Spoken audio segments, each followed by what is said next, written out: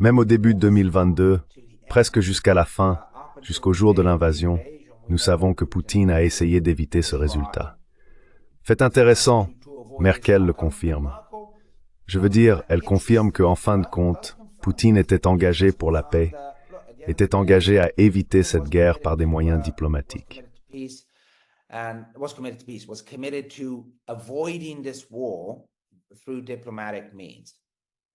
Elle est très claire à ce sujet.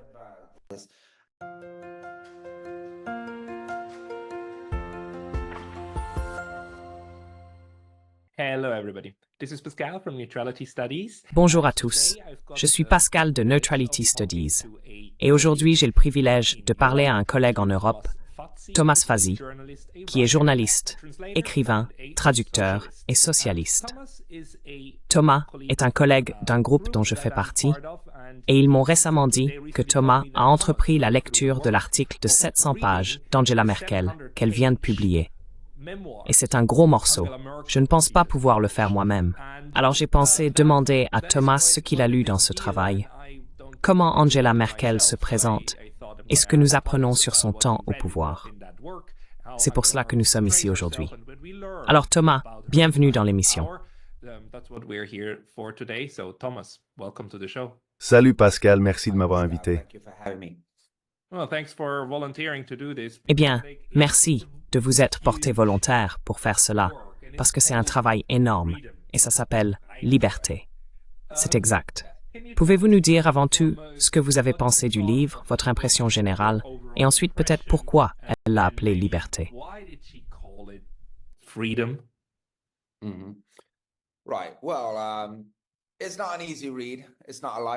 D'accord. Eh bien, ce n'est pas une lecture facile. Ce n'est pas une lecture légère, comme on pourrait l'imaginer.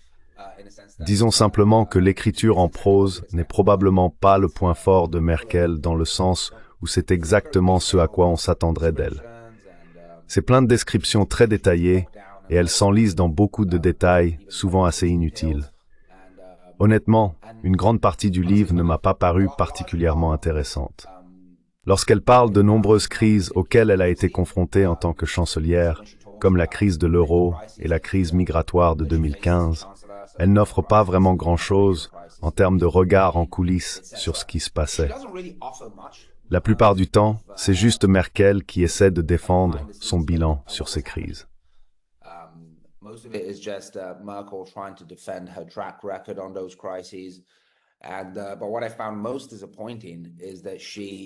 Mais ce que j'ai trouvé le plus décevant, c'est qu'elle défend la plupart de ses choix en termes, vous savez, moraux ou idéalistes, ce qui semble un peu hypocrite. Je veux dire, je ne dis pas qu'elle n'agissait pas de bonne foi dans la façon dont elle a affronté ces crises. Je suis prêt à lui accorder le bénéfice du doute. Mais en même temps, quand on lit les mémoires de ce qui est sans doute la chancelière allemande la plus puissante de l'histoire européenne, on veut aussi avoir un aperçu des dynamiques structurelles plus profondes, des dynamiques économiques, des dynamiques politiques qui se déroulaient en coulisses et qui l'ont peut-être amené à prendre certaines décisions.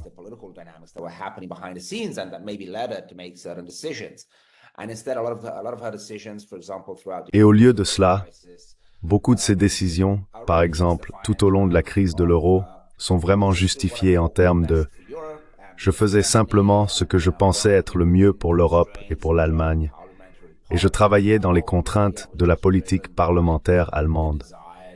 Mais en fin de compte, j'étais simplement motivé par le désir de sauver le peuple et le projet européen béni. Et je suis heureuse de dire que nous avons réussi à la fin. De même, sur la crise migratoire, toutes ces décisions sont justifiées sur des bases purement humanitaires. Donc on a l'impression qu'il manque quelque chose. Clairement, sa gestion de ces crises concernait plus que ses sentiments et son désir de faire ce qu'elle estimait être le mieux pour ces pauvres migrants ou pour le projet européen dans son ensemble.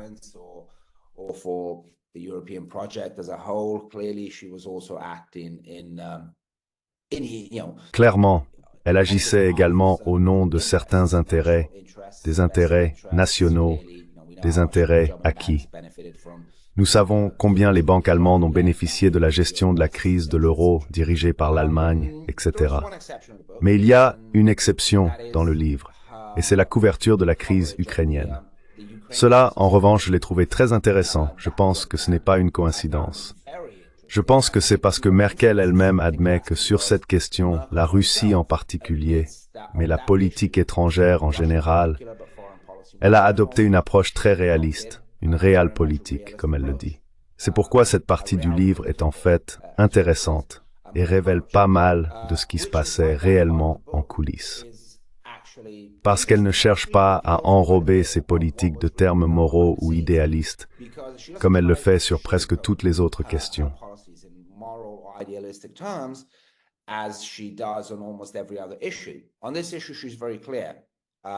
Sur cette question, elle est très claire.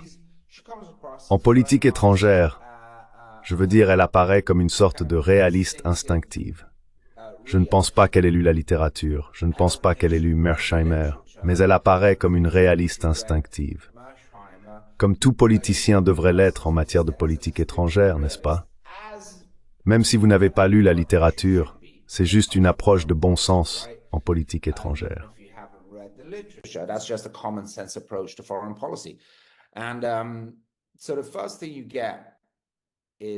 Et donc la première chose que l'on remarque, c'est à quel point, je veux dire, comparé à ceux qui sont venus après elle, lire ses propos sur la politique étrangère est comme une bouffée de raison, de bon sens et d'intelligence, vraiment. Même si l'on se rend compte qu'elle ne dit rien de particulièrement génial, comparé à ce que nous avons maintenant en Europe, son approche générale de la politique étrangère apparaît comme celle d'un adulte. Juste un adulte qui parle de politique étrangère et de la Russie et de ces questions, comparé à ce que nous avons maintenant, que je ne saurais même pas comment décrire, psychologiquement et mentalement endommagé, en charge de la politique européenne. Donc juste pour vous donner un exemple, parce que je pense qu'il est important d'entendre cela de sa propre bouche. Because I think it's important to hear this from her own mouth. So what you get is that Merkel. Ce que vous comprenez, c'est que Merkel, déjà il y a plus de 10 ans, voire 15 ans, avait clairement une assez bonne compréhension du fait que l'équilibre géopolitique des pouvoirs était en train de changer à l'échelle mondiale. Et elle en parle beaucoup dans le livre. Elle dit déjà comment cet équilibre mondial des pouvoirs se déplaçait de l'Occident vers le bloc BRICS, qui émergeait vraiment à l'époque. Elle dit aussi que malheureusement, les États-Unis avaient du mal à renoncer au pouvoir. Elle cite par exemple la demande de réforme des institutions internationales telles que le FMI et la Banque mondiale qui étaient bloquées, des demandes venant de pays comme la Russie et la Chine qui étaient systématiquement bloquées par les États-Unis. Dans le livre, elle dit qu'elle le regrettait parce qu'elle favorisait une approche beaucoup moins axée sur la morale, une approche beaucoup moins hégémonique et beaucoup plus pragmatique.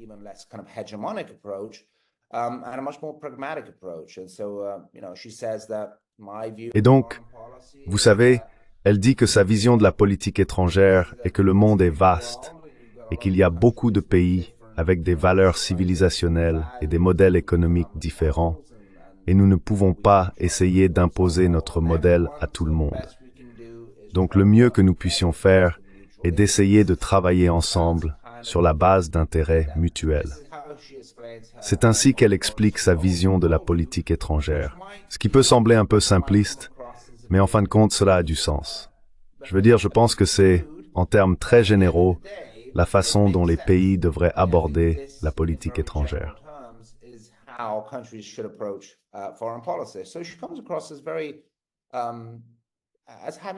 Elle semble avoir une compréhension très saine, je pense, de la manière dont on devrait naviguer en politique étrangère. Et elle prend l'exemple de la Chine, elle parle beaucoup de la Chine. Et bien sûr, elle dit, oui, c'est un système oppressif et blablabla. Mais il existe. Évidemment, il existe. Nous parlons d'une énorme économie, d'une énorme civilisation. Bien sûr, nous devons engager avec la Chine. Son livre est plein de ce genre d'arguments de bon sens, qui semblent incroyablement radicaux dans le contexte actuel, même si elle apparaît simplement comme quelqu'un qui n'est pas encore tombé dans la folie qui a balayé l'Occident aujourd'hui.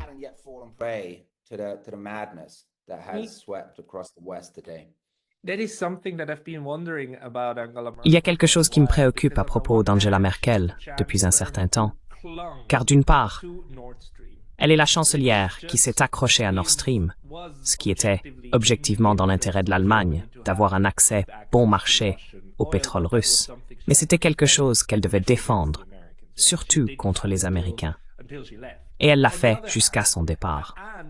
D'autre part, elle est la chancelière qui, avec François Hollande de France, s'est assise avec Petro Porochenko et Vladimir Poutine. Et en gros, les 4 d'entre eux, dans le format Normandie, ont élaboré les accords basés sur Minsk, qui étaient censés mener à un processus de paix et de réconciliation en Ukraine. Mais encore une fois, c'est aussi la personne qui, après avoir démissionné et passé le relais en décembre 2021, a effectivement donné une interview, je pense que c'était à Die Zeit, et a dit « Oh, nous avons juste fait cela pour gagner du temps pour l'Ukraine. »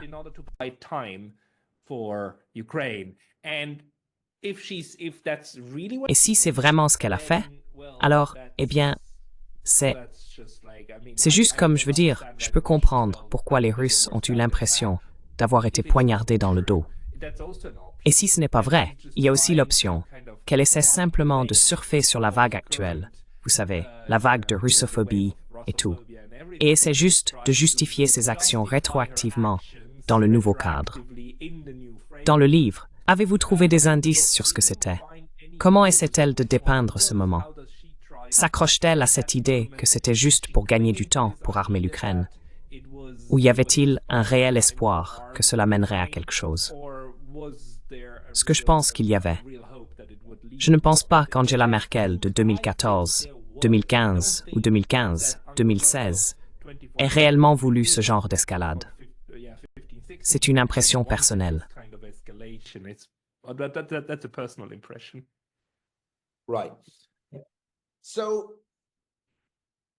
D'accord.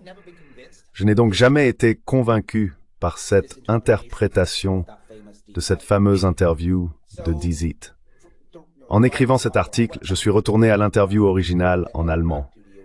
Ce qu'elle déclare dans l'interview, c'est tout ce qu'elle dit à ce sujet, et ensuite, les gens ont construit là-dessus. Mais ce sont littéralement les 2 seules choses qu'elle dit sur les accords de Minsk.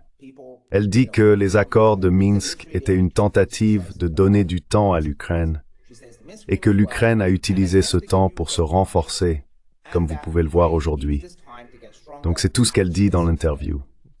Donc je veux dire, elle ne dit pas exactement que c'était tout ce que Minsk représentait.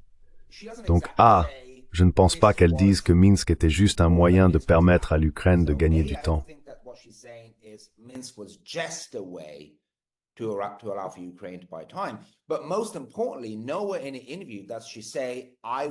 Mais surtout, nulle part dans l'interview, elle ne dit « j'étais impliqué dans ce plan ». Donc même en supposant que ce qu'elle dit est que c'était le plan, nulle part dans l'interview, je ne pense qu'il y ait une indication que c'est ainsi qu'elle voyait les accords de Minsk. C'était ma compréhension à l'époque où l'interview est sortie. Tout le monde a commencé à dire « Oh, voici Merkel admettant que ce n'était qu'un grand stratagème pour permettre à l'Ukraine de se réarmer afin de chercher ensuite une sorte de solution militaire au conflit. » Pour moi, cela n'a jamais vraiment eu de sens. Je veux dire, l'idée que Merkel aurait voulu cette guerre ne m'a jamais vraiment semblé plausible. Je n'arrivais tout simplement pas à comprendre cela.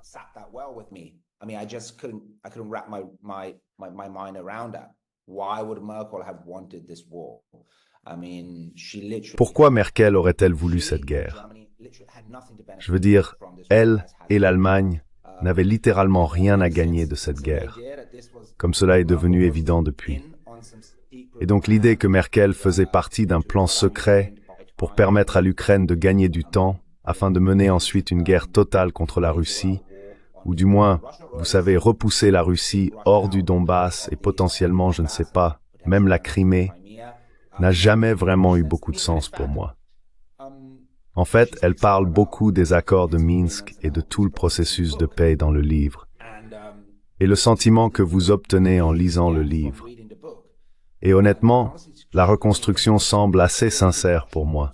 C'est qu'elle a vraiment essayé, je pense, d'éviter la guerre.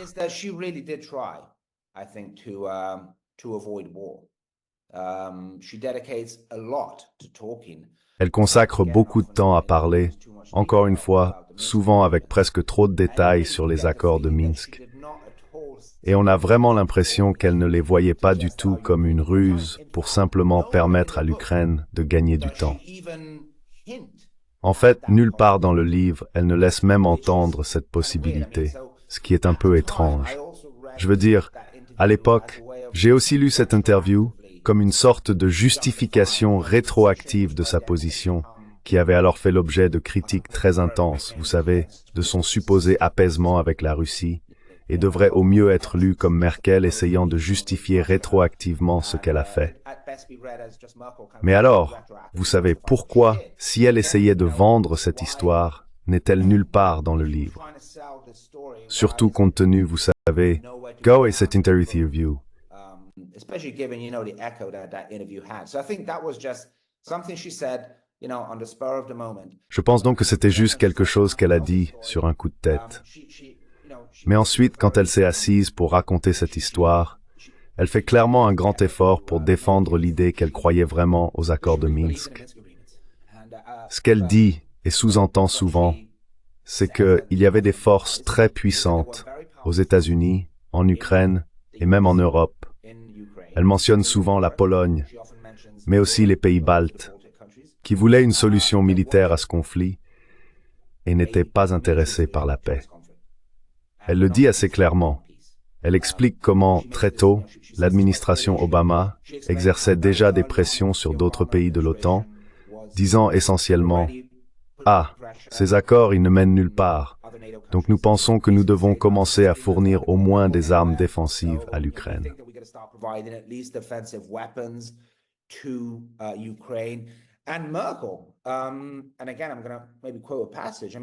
Et Merkel, et encore, je vais peut-être citer un passage, je veux dire, elle explique dans le livre qu'elle était fermement opposée à cette idée d'envoyer même des armes défensives, parce qu'elle comprenait que toute, et je cite le livre, livraison d'armes renforcerait les forces au sein du gouvernement ukrainien, qui n'espérait qu'une solution militaire, même si cela n'offrait aucune perspective de succès. En d'autres termes, elle comprenait très bien que cela encouragerait les factions extrémistes et ultranationalistes néo-nazis en Ukraine qui voulaient la guerre.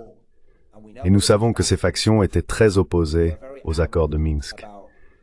Et bien sûr, vous savez, on peut aussi déduire du livre que Merkel dit que ces forces s'alignaient également avec les intérêts américains à bien des égards.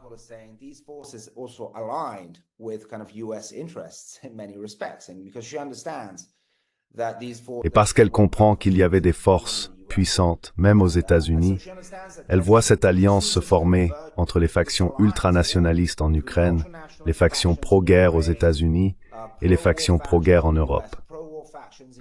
En fait, elle dit qu'elle réalise très tôt qu'il n'y a pas beaucoup d'espoir que ces accords fonctionnent, parce que, bien sûr, si vous n'avez pas les États-Unis à bord, vous savez, et encore une fois, elle ne le dit pas ouvertement, mais il y a beaucoup à déduire et à lire entre les lignes. Elle dit clairement, « Écoutez, si les États-Unis ne sont pas en faveur de la paix, je ne peux pas faire ça toute seule. Moi et la France, nous ne pouvons pas faire ça toute seule. »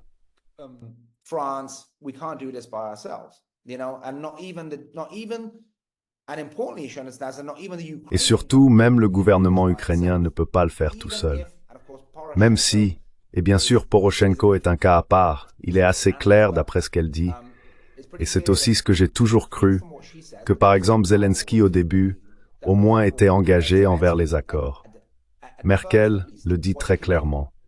Elle dit, vous savez, il a été élu sur une plateforme de paix et il y croyait. Au début, il voulait vraiment essayer de mettre fin à cela. Mais encore une fois, il a immédiatement subi une pression très intense de la part de factions extrémistes en Ukraine.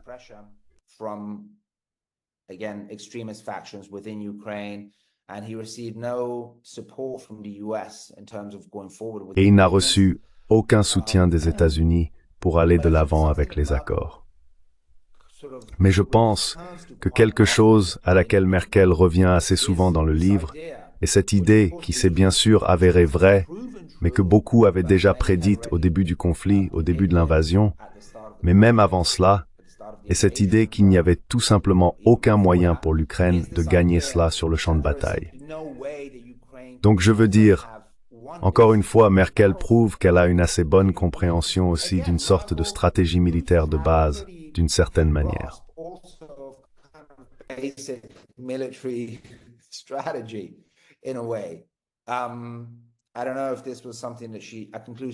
Je ne sais pas si c'était une conclusion à laquelle elle est parvenue elle-même, ou si elle a été conseillée par des personnes qui comprenaient la stratégie militaire, mais c'est quelque chose à laquelle elle revient très souvent dans le livre.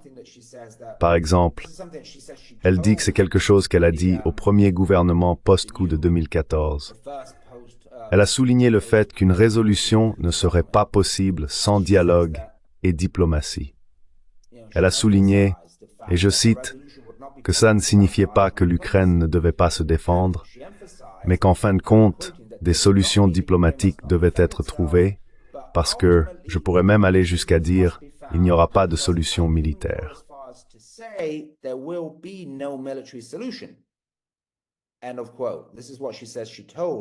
Fin de citation. C'est ce qu'elle dit. Elle a dit au gouvernement qui est arrivé au pouvoir, le premier gouvernement ukrainien qui est arrivé au pouvoir en 2014. Et c'est quelque chose qu'elle dit souvent dans le livre. Vous voyez ce que je veux dire? Qu'il ne peut pas y avoir de solution militaire à cela, et il ne peut certainement pas y avoir de solution militaire en faveur de l'Ukraine. Donc, dans l'ensemble, l'impression que j'ai eue du livre est qu'en fait, elle a vraiment essayé d'éviter cette guerre. Je pense qu'elle a fait de son mieux. Eh bien, je veux dire, c'est peut-être aller un peu trop loin. Aurait-elle pu faire plus? Probablement oui. Aurait-elle pu être plus catégorique à ce sujet? Aurait-elle pu faire plus de bruit à ce sujet? Oui. Je suis sûr qu'il y a beaucoup plus qu'elle aurait pu faire potentiellement pour essayer d'éviter cela.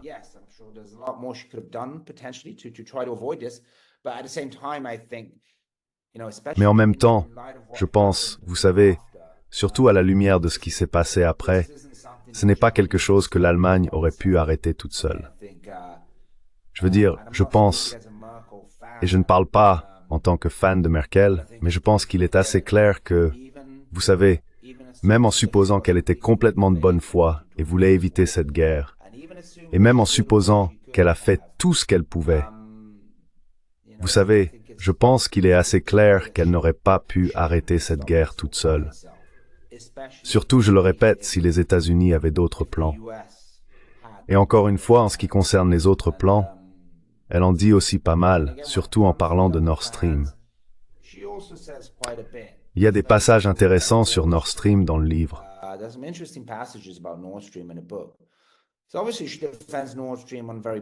Évidemment, elle défend Nord Stream sur des bases économiques très simples, mais pas seulement. Encore une fois, je reviens à l'approche générale de Merkel envers la Russie, qui était, et je vais la citer parce que j'ai trouvé cela particulièrement intéressant, un point où elle dit que de nombreux pays d'Europe centrale et orientale semblent souhaiter que leurs gigantesques voisins disparaissent simplement de la carte, cessent simplement d'exister. Mais bien sûr, Merkel comprenait que la Russie, je cite à nouveau, existait et qu'elle était armée jusqu'aux dents avec des armes nucléaires. Il n'y avait pas moyen de la faire disparaître géopolitiquement, et il n'y en a toujours pas. On pouvait ne pas aimer Poutine, mais cela ne faisait pas disparaître la Russie de la carte. Fin de citation.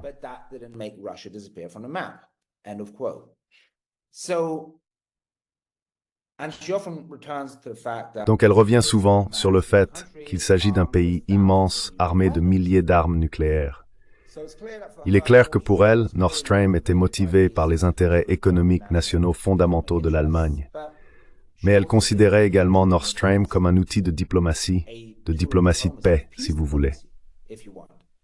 Elle comprenait que accroître l'interdépendance économique était également dans l'intérêt de la sécurité plus large de l'Europe, car cela minimisait le risque de conflit.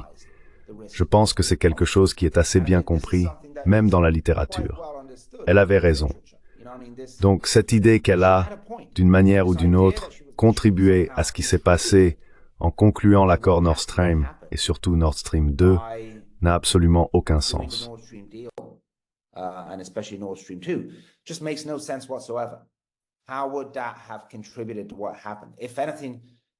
Comment cela aurait-il contribué à ce qui s'est passé? Si quelque chose clairement à travers Nord Stream, non seulement l'Allemagne mais aussi la Russie, avait moins d'intérêt à entrer en guerre avec l'Europe. Pour moi, c'est assez clair, et nous savons que la Russie a fait de grands efforts pour éviter cette guerre. Un autre point intéressant, Merkel le confirme dans un livre. Merkel confirme à plusieurs reprises dans un livre que Poutine était engagé envers les accords de Minsk. Donc, vous savez, elle dit, oui, chaque fois que nous nous rencontrions, Poutine commençait à râler sur l'OTAN, et ceci et cela, et nous le laissions simplement parler parce que c'est, vous savez, c'est ce qu'il fait. C'est son truc.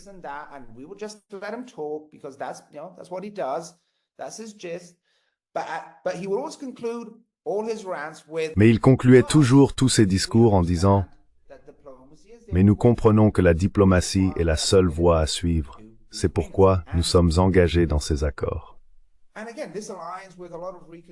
Et encore une fois, cela s'aligne avec de nombreuses reconstructions que les historiens ont faites, vous savez, en commençant par Mosheim et bien d'autres, qui ont été très clairs sur le fait que, même selon leur reconstruction, il est assez clair que Poutine a fait de son mieux pour éviter cette guerre. Nous connaissons toutes les ouvertures qu'il a faites, toutes les tentatives qu'il a faites pour s'engager diplomatiquement avec les États-Unis, jusqu'à littéralement, vous savez, la fin de 2021, même les premiers jours de 2022, presque jusqu'à la fin, jusqu'au jour de l'invasion.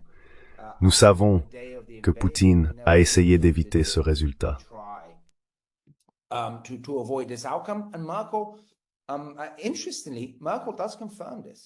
Et Merkel, de manière intéressante, le confirme. Je veux dire, elle confirme qu'en fin de compte, Poutine était engagé pour la paix et s'efforçait d'éviter cette guerre par des moyens diplomatiques. Elle est très claire à ce sujet. Et une sorte d'histoire en coulisses, et désolé, puis je me tais, qu'elle raconte, que je ne connaissais pas, et j'ai beaucoup lu sur ce conflit, mais je ne savais pas que quand est-ce exactement. Elle dit que donc essentiellement, ce sont les derniers mois de son mandat de chancelière, donc mi-2021. Elle dit qu'elle a proposé une réunion du Conseil européen avec Poutine.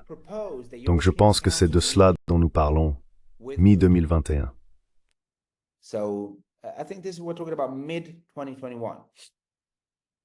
C'est donc à peu près à ce moment-là que Poutine a rencontré Biden, n'est-ce pas?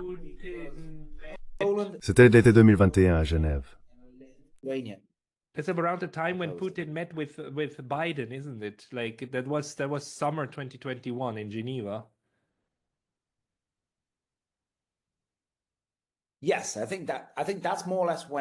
Oui, je pense que c'est à peu près à ce moment-là que cela s'est produit. Mais j'ai trouvé très intéressant que même à ce stade, lorsque les relations étaient très très tendues, elle essayait encore de les réunir tous dans une pièce. Et c'est intéressant de voir comment Merkel souligne souvent, par exemple, elle dit, et peut-être que c'est, vous savez, sa façon de trop interpréter les choses. Mais je pense que, vous savez, quiconque comprend la nature humaine, comprend probablement qu'il y a peut-être une part de vérité dans ce qu'elle dit. Elle attribue une grande responsabilité pour ce qui s'est passé également à la pandémie, au Covid, au fait que plus personne ne se rencontrait en personne.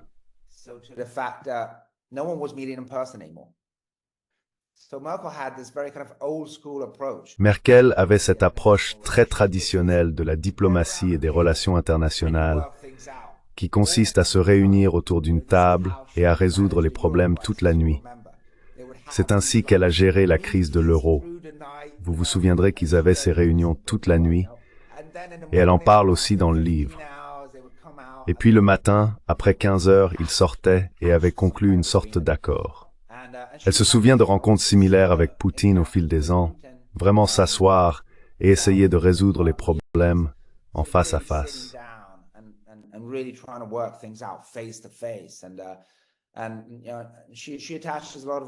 Et elle accorde beaucoup d'importance à ce genre de diplomatie en face à l'ancienne. Et donc elle dit que, vous savez, elle dit presque littéralement que le Covid a été comme le dernier clou dans le cercueil des accords de Minsk. Et cela, je dirais, c'est probablement surinterpréter la situation. Mais néanmoins, je pense que cela offre un aperçu intéressant de son approche de la diplomatie et clairement, je dirais, une approche saine en termes généraux, surtout comparé à ce que nous avons maintenant, qui est bien zéro diplomatie en gros. Donc, oui, donc.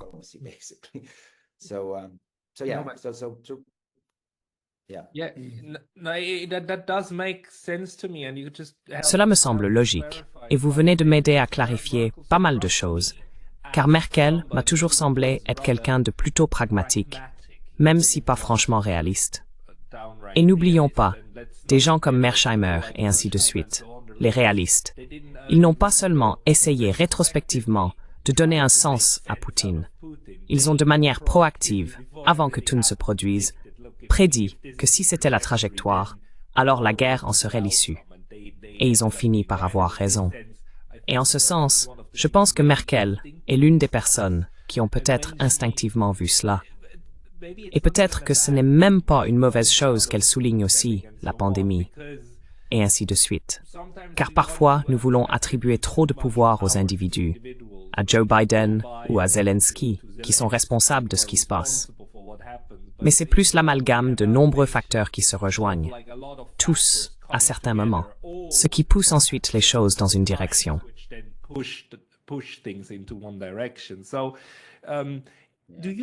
Pensez-vous que le fait qu'elle sorte ce livre maintenant, bien que l'écriture d'un livre de 700 pages, même si elle a eu des nègres littéraires et ainsi de suite pour l'aider, était beaucoup à faire. Mais le timing maintenant, alors que la guerre en Ukraine est sur le point d'être essentiellement perdue, du moins en grande partie, on pourrait dire que c'est opportuniste. D'un autre côté, ce projet devait probablement être terminé cet été, pour sortir maintenant. Et le récit médiatique sur l'Ukraine a été très fortement pro. Eh bien, l'Ukraine est en train de gagner. Nous attendons juste que cela se produise, n'est-ce pas? Interprétez-vous cela comme une sorte de geste courageux à ce moment précis, en sortant avec toutes ces réflexions sur la guerre en Ukraine? Ou cela a-t-il encore du sens pour vous, dans le cadre du récit de propagande globale dans lequel nous vivons?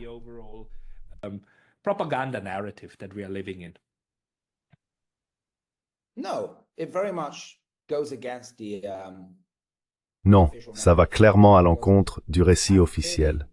Et clairement, elle a un intérêt à contraster ce récit, car il a été utilisé pour attaquer son héritage et l'accuser d'être en fait, comme je le disais, même l'un des principaux responsables de l'invasion de l'Ukraine par la Russie. Je veux dire, ce qui a été dit à ce sujet est scandaleux, sans parler de Nord Stream. Donc, j'interprète le livre comme une tentative de Merkel de nettoyer son héritage d'une certaine manière.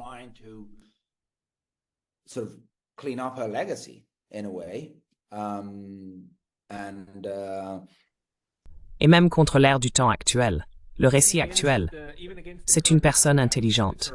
Donc elle voit probablement plus loin et anticipe que dans 5 à 6 ans, les gens penseront différemment à cette époque.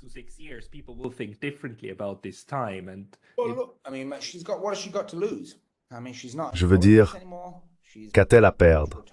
Elle n'est plus en politique, elle est pratiquement à la retraite. Je pense que cela a du sens, même d'un point de vue humain et psychologique, que ce qui l'intéresse le plus, c'est de sauver son héritage politique, même si cela signifie aller à l'encontre du récit établi sur l'Ukraine. Comme vous le dites, il est également vrai que le récit évolue. Et donc je pense, vous savez, je ne serais pas surpris si Merkel ressentait un peu de, vous savez, Schadenfreude, si c'est la bonne prononciation, en voyant ce qui se passe. Parce que, vous savez, nous savons.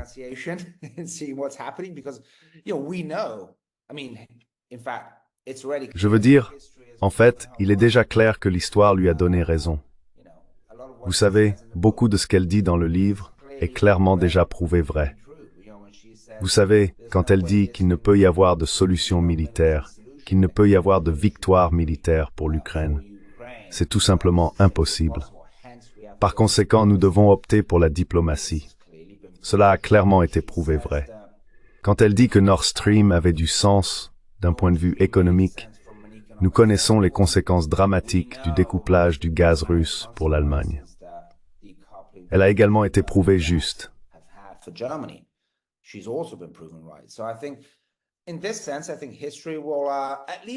Je pense donc que dans ce sens, l'histoire regardera Merkel assez favorablement, du moins en ce qui concerne la politique envers la Russie. Et donc je pense que son héritage sera que ce seront les faucons de guerre qui entreront dans l'histoire, en supposant qu'il y ait un avenir avec des historiens futurs, comme ceux qui nous ont conduits à une tragédie absolue. Et je pense que Merkel apparaîtra comme quelqu'un qui a essayé d'éviter ce résultat désastreux.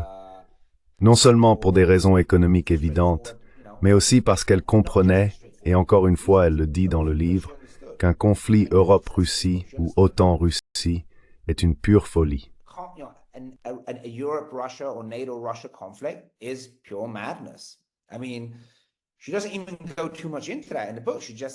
Je veux dire, elle n'aborde même pas trop ce sujet dans le livre.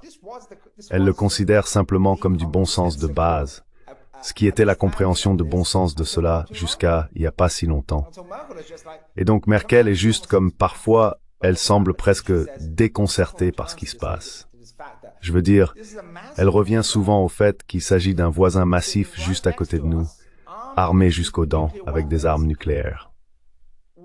Pourquoi quelqu'un penserait-il même que cela a le moindre sens de vouloir faire la guerre à la Russie? Je veux dire, parfois elle semble presque naïve à cet égard. Et cela montre qu'elle ne fait pas, vous savez, ce n'est pas un calcul stratégique qu'elle fait. C'est juste une sorte de point de vue de bon sens de base.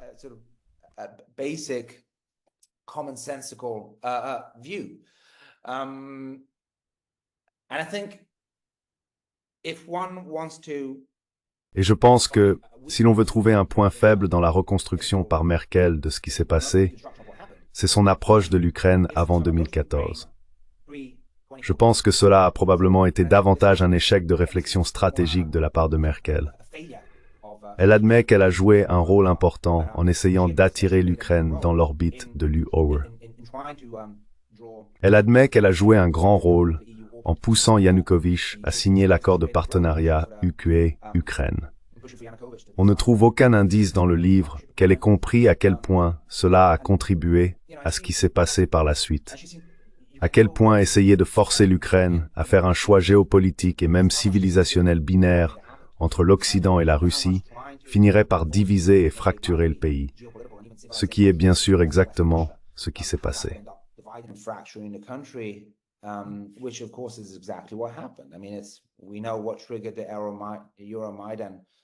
Je veux dire, nous savons ce qui a déclenché les événements de l'Euromaïdan. C'était le gouvernement Yanukovych qui se retirait de l'accord économique UE-Ukraine. Et donc, à cet égard, elle était, je dirais, indirectement responsable de ce qui s'est passé.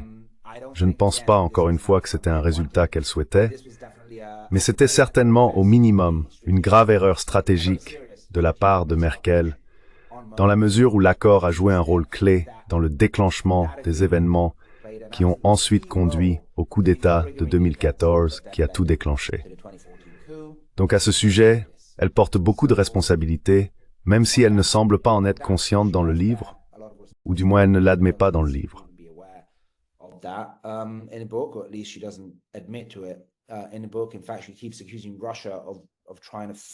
En fait, elle continue d'accuser la Russie de tenter de forcer l'Ukraine à faire un choix binaire, alors qu'en réalité, c'était tout le contraire. Vous savez, je pense que la Russie comprenait et était également consciente des conséquences de tenter de forcer l'Ukraine à faire ce choix binaire. Et en fait, je pense qu'il cherchait une triangulation entre, vous savez, l'Ukraine, l'UE et la Russie elle-même. C'était très clairement l'Union européenne qui présentait cela comme un choix à somme nulle pour l'Ukraine. Ça a toujours été ma compréhension, du moins. Et donc à cet égard, vous savez, Merkel a contribué à ce qui s'est passé ensuite. Mais cela dit, une fois que le train était en marche, je pense qu'elle a fait de son mieux pour éviter le pire résultat possible, mais a clairement échoué. avoid the worst possible outcome, but clearly failed. Well, I thought after this discussion, Eh bien, je pensais qu'après cette discussion, je n'avais plus besoin de lire le livre. Mais maintenant, je réalise que je dois la lire dans ses propres mots pour tout comprendre. Mais merci beaucoup pour votre évaluation. Je veux dire, c'est précieux d'entendre comment vous lisez ces mots. Tout le monde. Je mettrai des liens vers le livre. Et je mettrai des liens vers Thomas. Thomas, où les gens peuvent-ils vous trouver s'ils veulent lire plus de vous? Thomas, where can people find you if they want to read more from you? Je suis principalement sur Substack et X. Donc oui, ils peuvent simplement me chercher sur Google. Just Google me. Okay, I'll put D'accord. Je mettrai tous les liens dans la description de cette vidéo. Thomas Fazzi, merci beaucoup pour votre analyse aujourd'hui. for your analysis today.